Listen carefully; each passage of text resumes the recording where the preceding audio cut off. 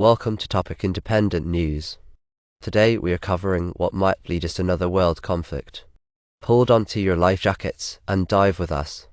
President Joe Biden and the CIA are at it again with their sneaky cloak and dagger operations. In a move straight out of a spy movie, President Joe Biden was allegedly caught giving the order to sink the Nordstream pipelines. But wait, there is more. To top it off, the CIA has a cover story that involves a made-up yacht with an ironic name, the Andromeda. See what they did there? It's called Andromeda after the beautiful daughter of a mythical king who was chained to a rock, naked. Now, the New York Times and German publications have jumped on board with the tale. Nobody is fooled though. This seems fishier than a dead mackerel, and it looks like Germany's BND is in on the action too. It's like they say, when the CIA is afoot, danger is never far from shore. While we can appreciate Joe's attempt to flex his muscles and show some tough love to Russia's President Putin, the potential consequences of such actions are not. Let's not forget the fact that Russia is currently at war with Ukraine.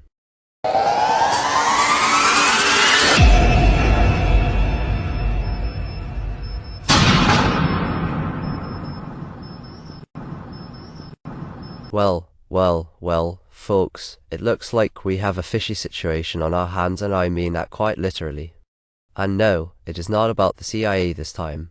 I promise.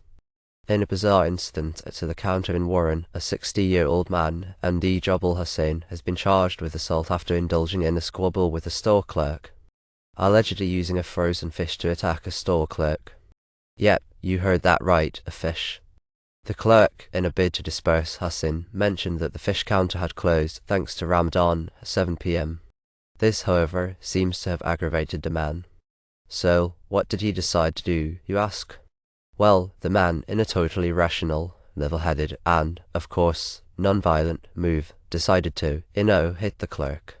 The suspect then allegedly assaulted the clerk on the head with a 4-pound frozen Hilsa fish, Macomb County Prosecutor Peter Lucido said in a news release. The victim was transported to a local hospital for treatment. So, while President Joe Biden is playing some fishy monopoly with the world, he isn't the only one taking monopoly seriously. I mean it. In a wild monopoly game-turned-violent spectacle in Brussels, a Belgian resident and a monopoly player were hospitalized after a chaotic altercation involving a samurai sword. The scene was a little too real and the board game a little too frustrating for the resident who stormed out with a stick, only to be met by the Monopoly squad. Things quickly spiraled out of control, and the resident's son apparently decided to make a grand entrance with a weapon straight out of a samurai movie. Chaos ensued, and the sword was eventually exposed, injuring both the resident's son and a Monopoly player. As a result, the Monopoly player was discharged from hospital, but the resident's son remains in a life-threatening condition. Both men were also arrested. The street's pavement, the Monopoly game, the samurai sword, and the blood all contribute to a real-life Monopoly game that the world can do without. Oi, mate, forget snakes on a plane. This Aussie bloke took a platypus for a ride on a train. But wait, there's more. He allegedly swiped the sweet little fella right out of a waterway and paraded it around a shopping centre. Seriously, you can't make this stuff up.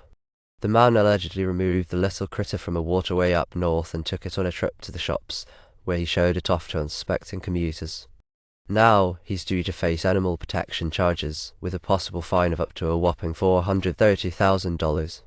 Under conservation laws, taking a platypus from the wild is a big no-no, people, and for good reason. For one, they are venomous spurs.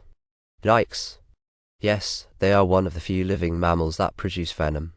So let's all learn from this mishap, shall we, and leave the wild animals to their habitats. Good thing the CCTV footage caught him, cause the platypus sure hasn't turned up, and we hope it's alright.